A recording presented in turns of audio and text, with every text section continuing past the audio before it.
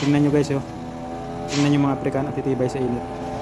Kahit sobrang init ang panahon, hindi talaga sila namamahinga. Tuloy-tuloy talaga ang trabaho nila.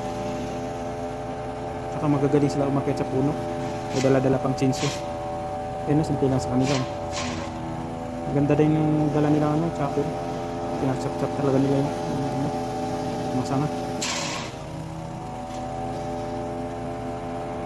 Kakabilib naman itong mga pera na ito. Walang takot umakyat sa punong kahoy.